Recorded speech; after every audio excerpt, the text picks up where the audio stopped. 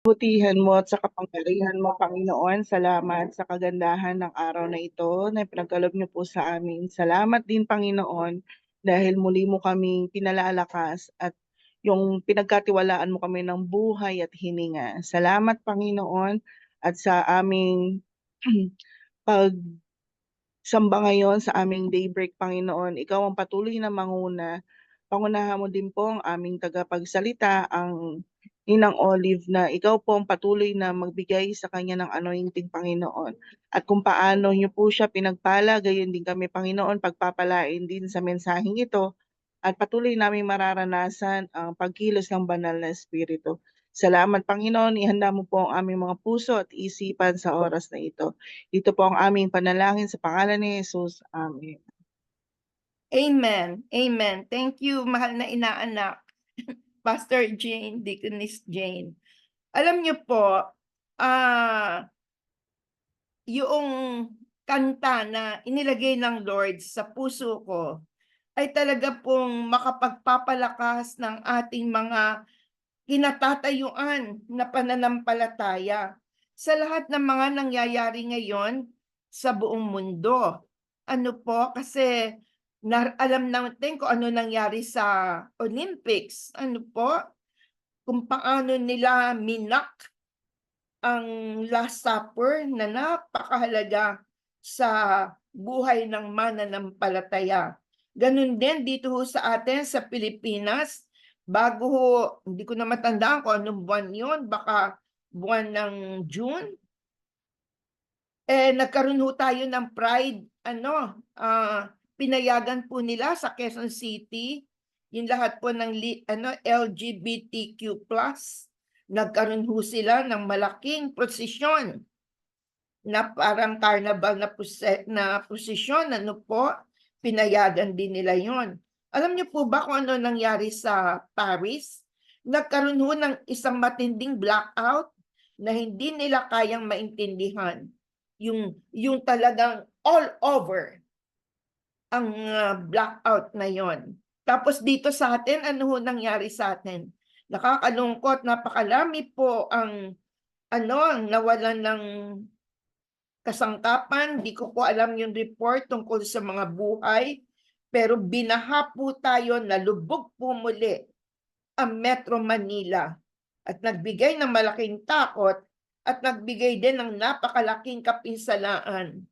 At ito po ay mga warnings at mga babala that our God cannot be mocked.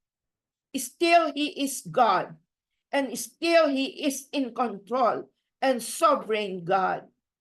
Pero sa panahong ito, still, He is a God of love and mercy and grace. Kaya nga po, sa umagang ito yung awit na nilagay ng Lord sa heart ko. And let this song strengthen us, inspire us, at patuloy na magbigay din sa atin ng lakas ng loob para gawin ang mensahe na binibigay ng Lord sa atin sa umagang ito. Napurihin ang Panginoon, pakinggan ho muna natin at namnamin po natin ang mensahe ng awit na ito. Salamat po.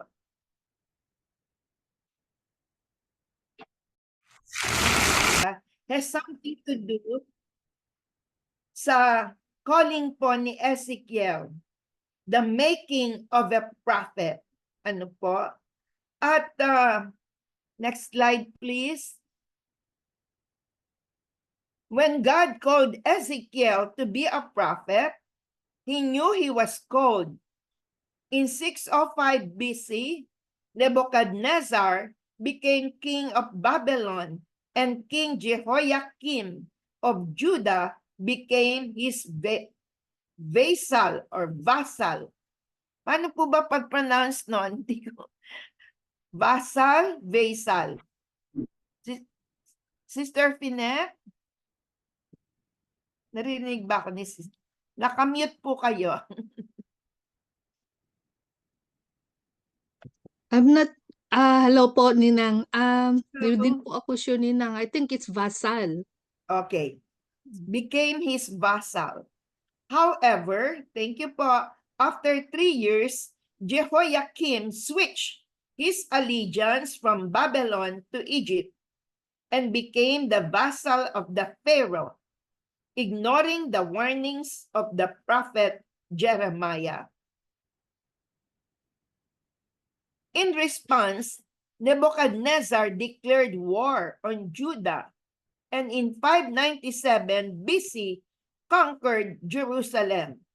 He took Jehoiakim's son and successor, King Jehoiakim, captive to Babylon, along with 10,000 of Judah's leading citizens. Nebuchadnezzar then made Jehoiakim's uncle, Mataniah, king of Judah, in his place and changed his name to Zedekiah. Lahat po nito ay nakapaloob sa sa ating scriptures. Among the captives taken to Babylon was a priest named Ezekiel. Kaya si Ezekiel po pala ay dating priest ang kanyang and who had been looking forward to serving in the temple when he reached his 30th birthday. However, his 30th birthday found him a long way from the temple in Jerusalem. Ay ngayon ko lang po na-realize na yung 30th birthday ay very significant. Kasi nung ang atin pong Lord Jesus ay 30 years old, dun po siya nagpasimula sa ministry, sa pagtupad ng kalooban ng Diyos para sa kanyang buhay dito sa mundo. Ganun po pala, no? Si Ezekiel, hindi siya kagad propeta, kundi hindi siya tinawag kagad na propeta, kundi siguro yung nangyari po sa kanyang buhay ay preparation for him to serve in the temple. Kasi lahat po nang galing sa lahi ni Levi o Levi, sila po yung pwede lang maging priest sa temple. However, his 30th birthday found him a long way from the temple in Jerusalem. He was by the Kebar River, a canal near the city of Tel Aviv, Babylon, which made a loop off of the Euphrates River. Next slide. There by the Kebar River, on July 31, sa araw na ito po yung 593 BC, Ezekiel received a vision that would change his life. Ezekiel saw a great storm coming toward him from the north, driving before it a huge cloud that flashed with lightning and shone with brilliant light. The fire inside the cloud glowed like gleaming amber.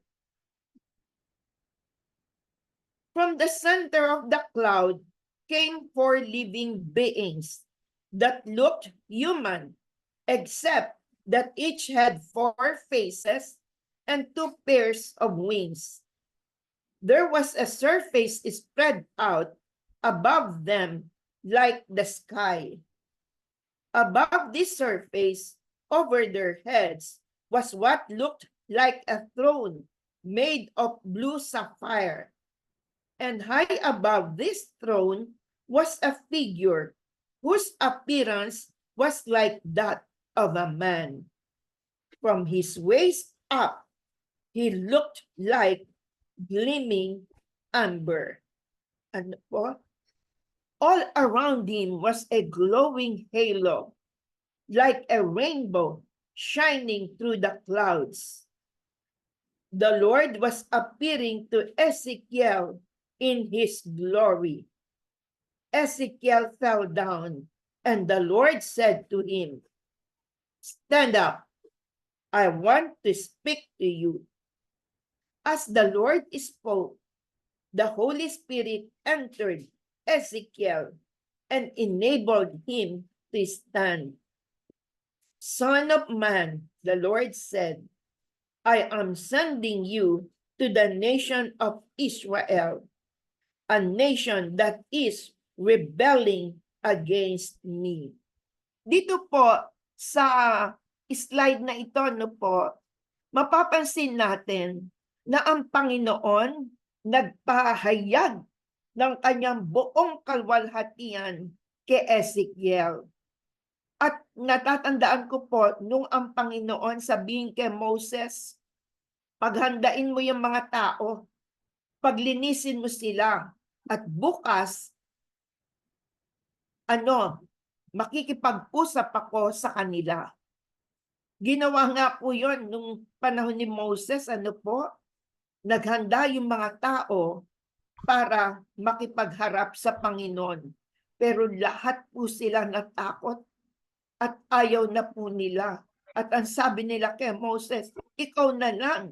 Kasi ang naano sa kanila, kidlat, kulog, fire na nag-appear sa buong sa kanilang kalagitnaan. Magkaroon lamang po ng tawag nito, thunderstorm, na may mga kidlat at malakas na kulog, nayayanig na po tayo, yun pa ang nangyari sa kanila, na doon nagpahayag ang Diyos. Kaya dito po napansin ko rin na when you are in the presence of the Lord, hindi mo kayang tagalan. Ang nakaano po rito si Ezekiel fell down.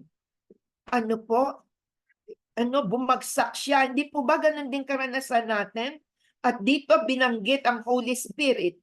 Old Testament po ito.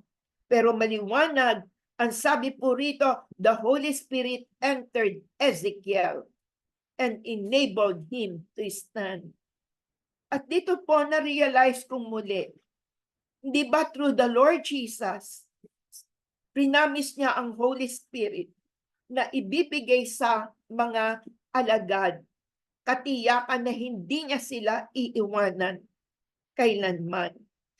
At ang Holy Spirit lamang po, through the Lordship of the Lord Jesus, sa ating sariling buhay, ang makapagbibigay ng lakas at ng lahat ng kinakailangan natin para yung presence ng Lord, yung salita ng Diyos ay ating maunawaan at ating matagalan. So it is the Holy Spirit in us that we are able to understand and to see the glory of God and what He wants us to hear and to understand. Next slide, please. Their ancestors have rebelled against me from the beginning, and they are still in revolt to this very day. They are a hard-hearted and stubborn people, but I am sending you to say to them, this is what the sovereign Lord says, and whether they listen or not. For remember, they are rebels. At least they will know that they have had a prophet among them. Biro niyo po, alam ng Panginoong Diyos, hard-hearted and stubborn people. Pero tingnan niyo po kung gaano kabuti ang Diyos na na-reveal sa atin through the Lord Jesus.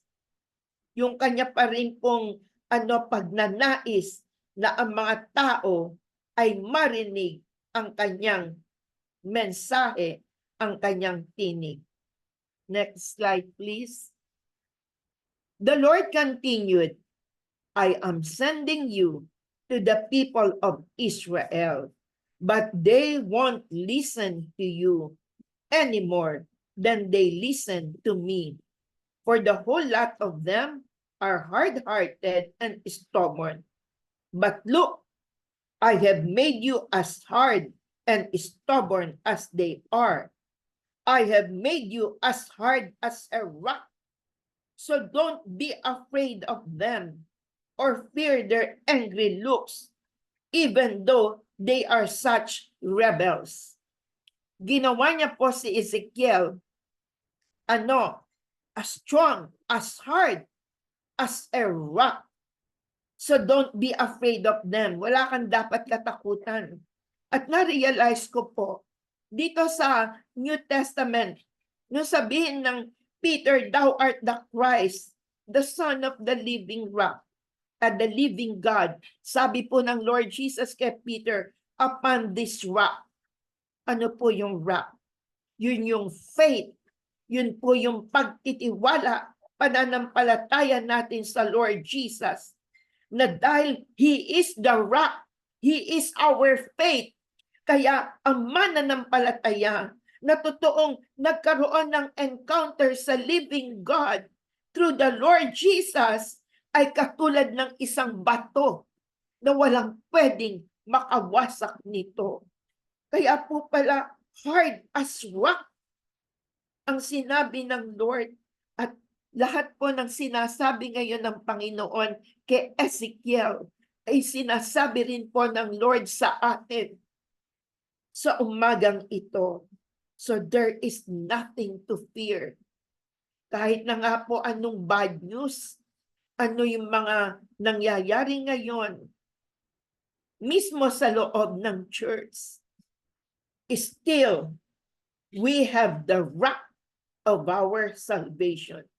We have the rock of our faith, and that is the Lord Jesus Christ as Lord and Savior. There is no other way. Only the Lord Jesus Christ as Lord and Savior of our lives into the presence of the Father. Next slide, please. Then he added, Son of man, let all my words sink deep into your own heart first. Listen to them carefully for yourself. Alam niyo po, napakahalaga nitong words na ito na sinabi ng Lord kay Ezekiel.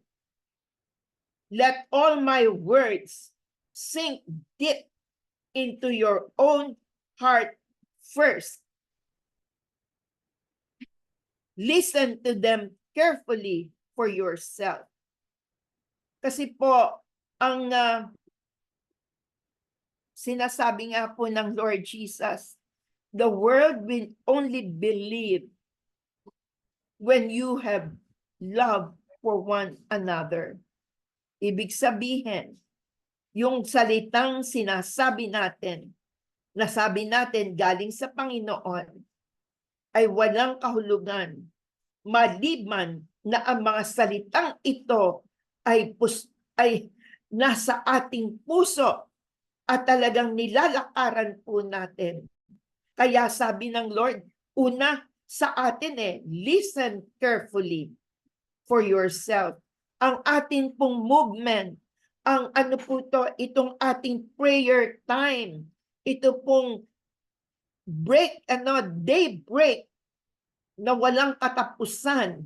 Bunga po ito ng mga leaders na nakinig muna sa kanilang puso at talagang sinunod ang instructions ng Lord. Kaya, purihin ang Panginoon. Sabi ng Lord, this is what the sovereign Lord says. Do this whether they listen to you or not. Then the Holy Spirit returned Ezekiel to the colony of exiles at Tel Aviv beside the Kebar River. Next slide. He was so overwhelmed by his experience that for 7 days he just sat among his fellow exiles, meditating on what he had seen and heard, and letting it sink deep into his heart. God had taken Ezekiel, the priest, and made him into a prophet. Next slide, please.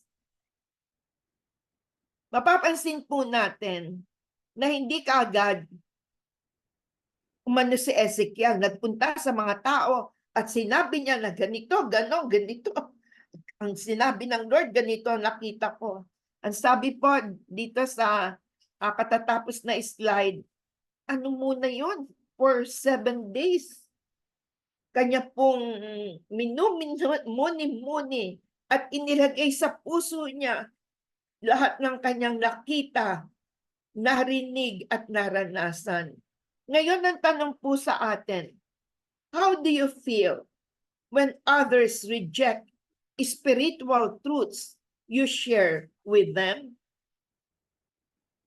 Alam niyo po kami, lagi po kasi kaming nag-share, lalo na sa taxi, mga taxi drivers, Grab driver, kasi meron pong panahon para maibigay sa kanila ang salita ng Diyos. Kumbaga sa captive audience po sila. Ano po? Kaya laging ginagamit po namin ang pagkakataon to share kasi itong mga taxi drivers na ito ay mga ano po yan karamihan dyan, family men. Sa tuwing tatanungin ko po, ilan ang anak ninyo? Meron pong maraming anak, meron naman pong konting anak. Pero alam nyo po, sa aming pag-share, malalaman nyo po yung mga taong uhaw at bukas ang puso at talaga pong ang masayang-masaya na tinatanggap po nila yung katotohanan na mahal sila ng Panginoon at sa pagmamahal na ito ng Diyos, ayaw silang mawalay mula sa Kanya, kaya binigay niya ang Panginoong Jesus. Ganun ang pag-share namin, Alam niyo po bang mahal na mahal kayo ng Panginoon? Ganyan, At po, at madalas po tinatanggap nila. Pero meron din po na ayaw tanggapin. Minsan po, kasi may dala rin kami nung parang booklet na yung The Gospel of John na madali pong ipamigay. Sandali po.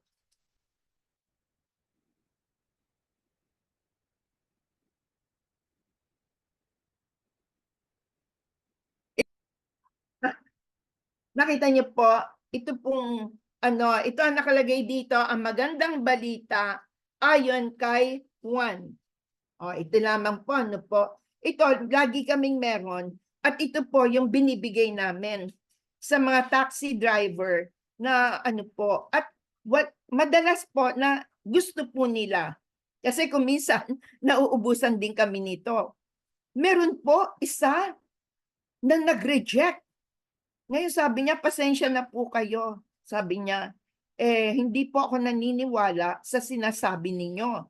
Dahil yan galing yan sa New Testament. Sabi niyang ganon. Ang New Testament ay nagawa dahil para makakuha daw po ng pera yung simbahan. Pang negosyo, pang hanap buhay.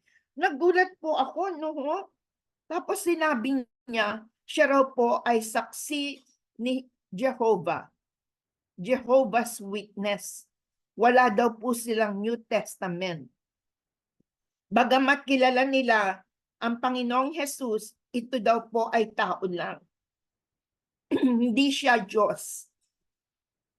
Kaya nung marinig ko po yun, hindi ko alam yun na gano'n ang paniwala ng saksi ni Jehovah. Lungkot na lungkot po ako. Pero siyempre, hindi mo naman po pwedeng ipilit. Basta't ang sabi ko lamang po, kasi karanasan po namin kung paano po minahal kami ng Panginoon at kung paano naranasan po namin ang kanyang kapangyarihan sa aming buhay magmula nung magtiwala po kami sa Panginoong Jesus. Okay lang po, sabi kong ganon.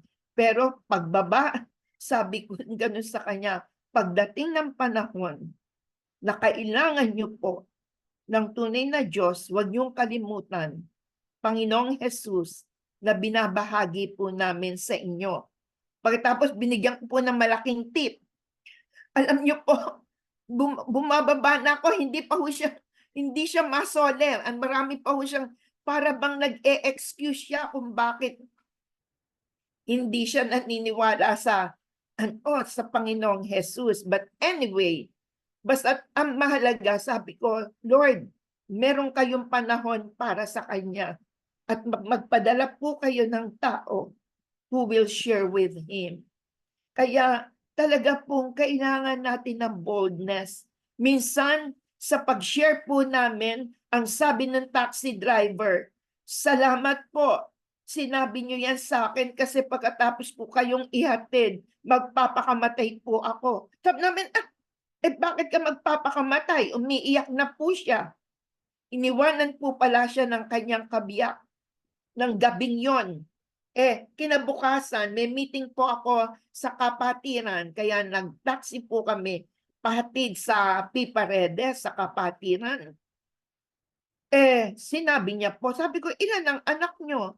Isa. Sabi ko, alam mo ba, kaya nga, mahal ka ng Panginoon, kaya nga, sinishare namin sa iyo, Lord Jesus, para wag mangyari ang kapahamakan sa buhay mo.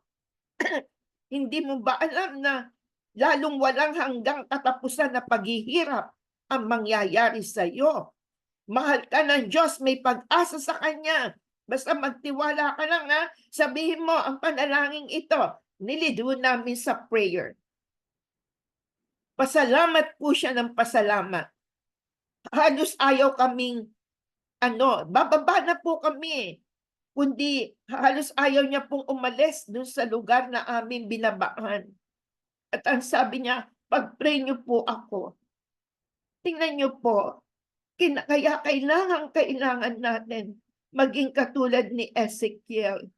Kung inyong natatandaan, sa aklat ni Ezekiel nakalagay yung salitang, the Lord, ano ba yun? Hihingin sa atin ng Panginoon ang dugo ng mga taong hindi nakakilala sa Kanya.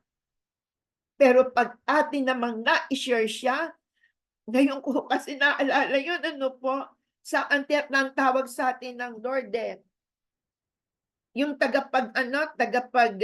watchman, tagabantay. Kaya, sisingilin po sa atin ng Panginoon ang bawat buhay na hindi naligtas dahil hindi natin sinabi ang mabuting balita sa kanila. Kaya, ang sabi po dito, sa pangalawang hindi na po tayo magbe-breakout room. Sama-sama na lang po nating pagbulay-bulayan ang sagot sa mga tanong na ito. When others reject spiritual truth, ang isa pong naiwan sa puso ko sa isang seminar tungkol sa sharing the gospel. Pag meron nag-reject sa atin, hindi tayo ang nireject. Ang nireject ay ang Lord Jesus na ating dinadala at binabahagi sa kanila. Kaya wala pong dapat na ikadamdam. Wala pong dapat na ikasama ng loob. Dahil lahat po yon bigay natin sa Panginoon at siya po yung magdala nun. Basta't ang maiwan sa atin yung pag-ibig ng Diyos upang maging number one dahilan na i-share natin ang Lord Jesus.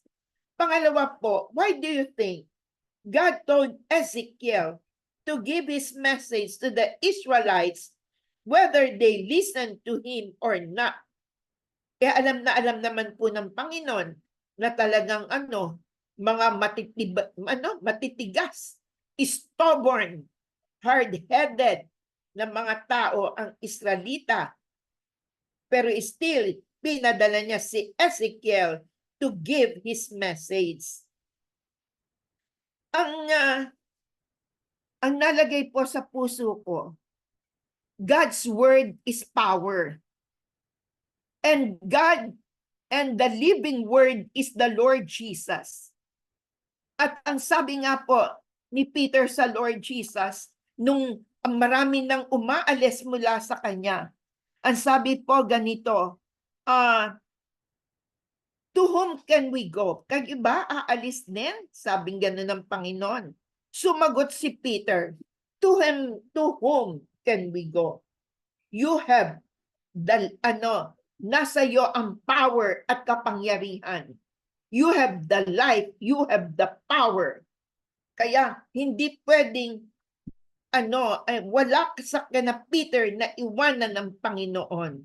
Naranasan nila ang message na dala ng Lord Jesus is power and life sa kanila. Kaya alam din ng Diyos na kapag ka ang power at life na ito ay parang palaso na tumusok sa puso ng tao, hindi po ito tumugon sa Panginoon. Lalo na po tayo, nasa atin yung weapon, number one weapon ng Lord. It is the power of prayer na binigay sa atin. Yung privilege to talk to Him. Sabi niya, call unto me and I will answer you and show you great and mighty things you do not know. Ang mahalaga po doon, when we call to Him, He will answer us. Lalo na kung ang nais po natin, maligtas ang loved ones natin, mahagiyag ang kapangyarihan sa pamamagitan ng kagalingan sa mga sakit, kalayaan sa gawa ng masasamang espiritu, pamumuhay ng ayos, tapat at matwid, na tanging siya lang ang makagagawa. As we do our part, we become God's mouth. Ayo ang labi ng Panginoon to tell about the good news of the Lord Jesus.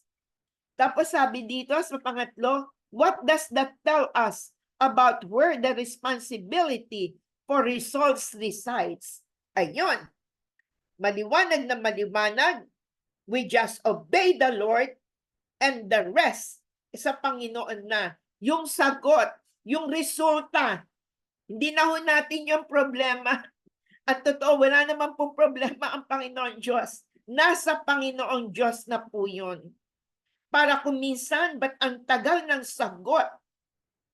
There is power in waiting. Marami pong ginagawa ang Panginoon Diyos na hindi po natin nakikita at nauunawaan.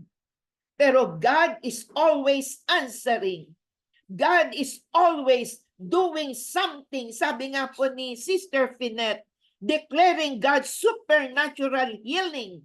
Hindi ko na nakita na nawala na po.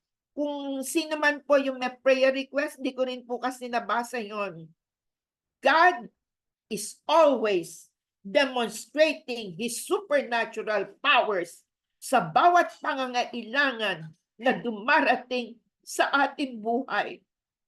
Katulad nga po sa aming sariling sambahayan, nung ang anak ko po ay ma-diagnose ng aggressive cancer, talaga pong medyo kami. Hindi naman po kami, kasi ang talaga naman, pagka may ganung balita, ang kagad talapitan mo ang Diyos. Nung malaman po namin na merong ganong katinding sakit ang aming anak na si Pilar, at salamat po, kayo ay isa sa mga nagpe-pray para sa kanya. Daybreak, after daybreak, po, ang pangalan ng aking anak ay si Ruth Ann Pilar. Ruth, hindi ko pa alam kung anong pangalan nakalagay, kung Pilar o kung Ruth Ann Pilar. Po? Ang tindi ng cancer na dumali po sa kanya. Kaya lamang po mas matindi, mas dakila, mas makapangyarihan ang Diyos na nasa ating puso. Ang Diyos na nahayag sa atin, a supernatural God. Kaya nga po tayo, supernatural ang lahat ng mga mananampalataya na nagtitiwala sa Kanya ng buong buo. At natapos po ni Pilar ang 6 na chemo. Yung usually po, first, second, lahat na po ng cancer, makikita yung negative effect ng chemo. Pero alam niyo po ba kay Pilar, wala po, nanatiling intact ang kanyang magandang buhok. Nanatiling kulay rosas po ang kanyang kutis. Nanatili po ang kanyang gana sa pagkain. Ni minsan hindi po siya nagsuka. Pero kapag ka ang kaaway umaatake, kasi aatakihin po talaga eh. Habang sa gitna ng chemo, may mararamdaman siya. Hindi na siya makahinga. Meron tumutusok mga ganon. Ano po? Hihinto lang ng sandali. Pero yung bawat segundong yon, nakikipag-usap si Pilar sa Panginoon at nagde-declare siya na alam niya na ang katapusan ng lahat ng yon, she is healed, and many shall know the Lord Jesus because of what is happening to her. At totoo po yon. Natapos po ang buong session ng chemo na nanatili po ang itsura ni Pilar, kasi po si Pilar ay medyo mas maganda po sa akin. Hindi, joke lang. May itsura po si Pilar, hindi po nabago yon. All because of the supernatural works ng Lord sa buhay ng mga nagtitiwala sa Kanya. Kaya sa makapangyarihang pangalan ng Lord Jesus, patuloy po nating inaangkin. The results belongs to God. The result or results belong to God alone. Through the Lordship of the Lord Jesus Christ, by the power of the Holy Spirit sa ating mga buhay. Sabi nga po ni Pastor Mina sa isang message niya, have the faith of God. Dati akala po natin, have faith in God. No.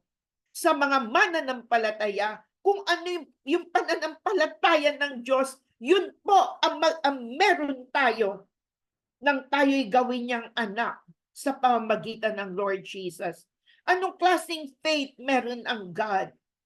By the power of His words, yung declaration po natin, yun pong pagtayo natin sa Kanya, have the faith of God that whatever we say in accordance to His will shall come to pass.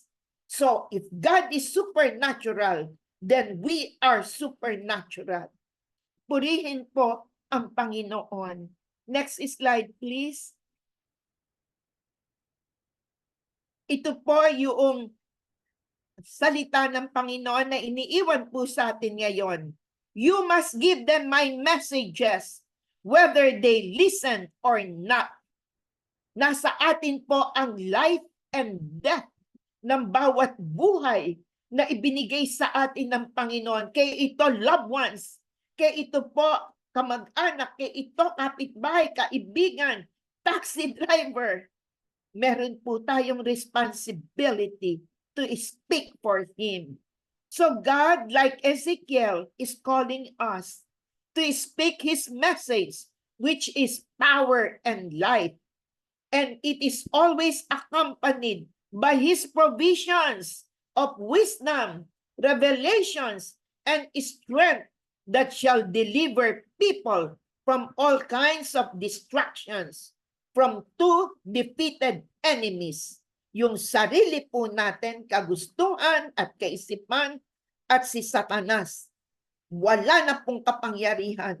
Oras na atin pong isinuko ang ating buhay at buong buo po tayong nagtiwala at sumunod sa Kanya. Kaya sasabihin ko po kay mahal na Pastor Deaconess Jane, pakidagdag dito, through the Lordship of the Lord Jesus, by the power of the Holy Spirit, for the Father's glory. Purihin po ang Panginoon. Ngayon po, bago po ang ating closing prayer, ay atin muna pong pakinggan ang mensahe ng awit na ito. What do we do? Kung katulad ni Ezekiel, tayo ay nasa gitna ng mga hard-hearted people, nasa gitna ng battle, nasa gitna ng mga lahat ng negatibo. How do we fight the enemy? Alam niyo po, ng salita ng Diyos. Praise! Praise to the Lord! Another powerful weapon na ibinigay sa atin ng Panginoon. Pagpupuri sa Kanya no matter what the circumstances is. At hilingin po natin si Sister Finette na siyang mag-close, magbigay ng Thanksgiving prayer. At yun pong susunod, yung prayer blast ay si Pastor Rory hanggang benediction na po. Thank you po. Very encouraging and challenging as well sa atin pong lahat. It's a call para po sa atin, a reminder and yung kung talagang paalaala sa atin that indeed God is counting on us to share the good news Amen. to everyone. Yun na nga, whether they take it or not, the result ay sa Panginoon na po yun.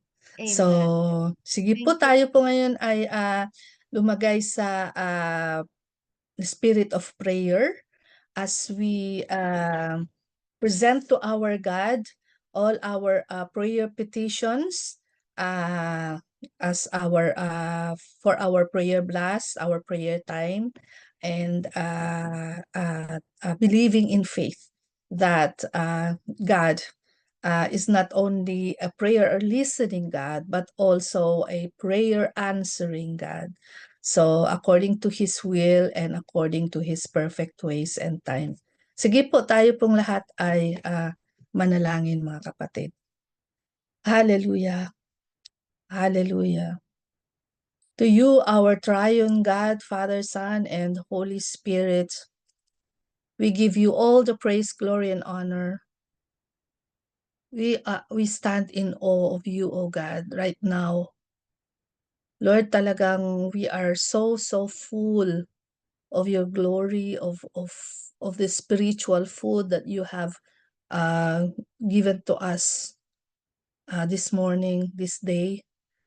Maraming salamat, Panginoon, sa mga salita mo, O God, sa aklat ni Ezekiel and through the prophet Ezekiel, Panginoon. Minsan pa, O God, napaalala sa amin, Panginoon, Lord, that yung pagtawag mo sa bawat isa sa amin, Panginoon, tunay na we have to take it seriously, Lord. In such a time as this, Panginoon, na ang dami-dami lang nangyayari sa kapaligiran namin, Panginoon. There is an urgent call for us Christians to truly be proactive, na kailangan talaga naming ipahayag ang mabuting balita ng kaligtasan sa marami. There's a lot of people out there, oh God, na nangangailangan ng kaligtasan na nagmumula sa inyo. Kayo lamang, Panginoon, ang tanging daan at ang tanging paraan. And so, Lord, we lift up to you in the spirit of prayer, in deep faith, steadfast faith, O God, that according to your will, Panginoon, ang aming mga panalangin ay tutugunin mo, Lord. At unahin na po namin ang mga anak mo, O God, na mayroong karamdaman, lahat ng may sakit, Panginoon, whether they are in our prayer list or not. Alam namin, Panginoon, na kilala niyo po sila by name. You know them by name. Alam mo ang mga pangangailangan nilang, karamdaman nila, and you also know how to give them the kind of healing that they need, Lord. We continue to pray for Sister Pilar, O God, as you continue, O God, to strengthen her physical body, O God. At alam namin, O God, na ang healing ay natanggap niya na mula sa inyo in the name of Jesus. And also the others, Panginoon, Lord, we pray for the son of Sister Janet, si Brother Jean Roel, O God. that right now, while he is being treated in the hospital, Panginoon, alam namin, Lord, na kasama ka niya, Panginoon. Touch him with your mighty supernatural healing, O God, and just let your healing flow upon him, O God, in the name of Jesus. Lord, we also pray for each and every one, O God. Kahit sa amin dito sa room, Lord, kung minsan kami mismo, Panginoon, ay nakakaranas din ng mga karamdaman, hindi man physical, kundi emotional, spiritual, maybe financial, relational. At alam namin, Panginoon, na dinadala niyo kami dito araw-araw, O God, upang kami palakasin sa aming pananampalataya, Panginoon. And to have that strong foundation, Panginoon, upang yung kailangan namin, Lord, upang kami ay humayo, Panginoon, at to reach out to people na nais mong abutin namin, Lord, sa pamamagitan ng inyong mga salita. Lord, I pray for the nations as well, Lord, what's happening around us. We know what happened in the Paris Olympics, oh God, Lord. Lord, we join millions and millions of prayer intercessors all over the world, oh God. And we continue to push back the darkness, Panginoon. This is an attack of the enemy right before our very eyes, oh God. And help us, Panginoon, Lord, to be talagang seriously involved in this spiritual warfare, Panginoon, Lord. Na gamitin namin, Lord, the weapon of prayer, the weapon of worship and praise, Panginoon. The weapon, O God, of the scriptures, the Bible, O God, upang maging bahagi kami, Lord, ng holy war na ito, O God, na kami lahat ay tinawag mo. Panginoon, manindigan sa katotohanan ng inyong mga salita, O God. That yes, Lord, indeed, you are still very much in control and you are still very much seated on the throne, Panginoon, at walang ibang anumang kapangyarihan, Panginoon, ang makakapagpabago at makakapag-alis sa katotohanan na iyan.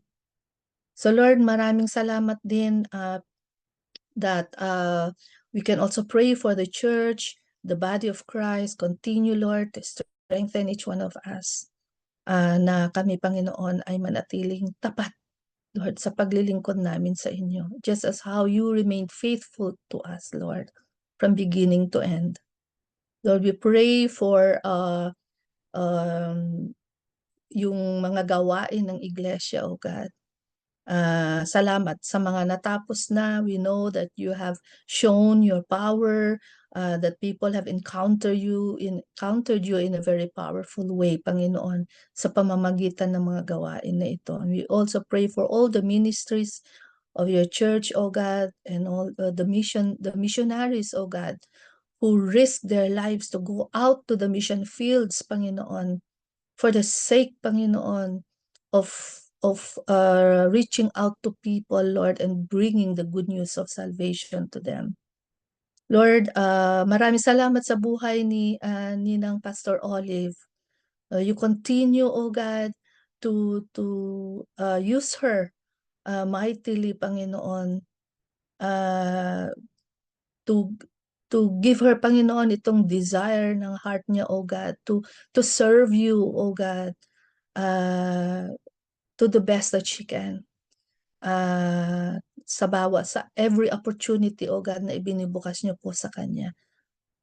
Maraming salamat, Panginoon, for her faith. Salamat for the inspiration that she gives to all of us, Panginoon. Thank you that we are all recipients, Panginoon, of that deep faith, O God, and love for you na meron siya. Lord, continue to strengthen each and every one of us as we part one from the other. Lord, bless us, Panginoon, and help us, Lord, with the power of the Holy Spirit, O God, to to do, Panginoon, to do whatever you want us to do. And to be sensitive, O God, sa mga opportunities, the divine appointments and divine opportunities that you give us, Panginoon, na wag naming mapapalagpas, Panginoon, ang mga pagkakataon, Lord, na nais niyong gamitin kami upang maging pagpapala sa iba. And that for that, Lord, all glory are yours. So, Panginoon, maraming salamat muli. We give you all praise, glory, and honor as we close this devotion. Salamat muli sa mga salita mo na amin pong napagbulay-bulayan. And dadalhin namin ito, Panginoon, sa pagharap namin sa araw na ito. Thank you that we have come and we are already blessed. Thank you that we have been strengthened, that we have been yung armored up, Panginoon, by your words and by the yung strength, Panginoon, na nanggagaling sa inyo. Maraming salamat. We give you praise, we give you glory. In Jesus' name we pray. Amen. Amen. Amen. Tanggapin po natin ngayon ang pagpapala ng Diyos Ama, Anak, at Espiritu Santo, na siya laging gumagabay, pumatnubay sa atin, lalakarin bilang isang mga anak ng Diyos o mananampalataya. Ang tunay ng kanyang gabay, ang siyang yayakap sa atin, at ang patnubay niya, ang mangungusap sa atin, at ang kanyang pag-alalay, ang kanyang presensya, ang siyang manguna sa atin ngayon, kailanman. Amen. Amen. Amen.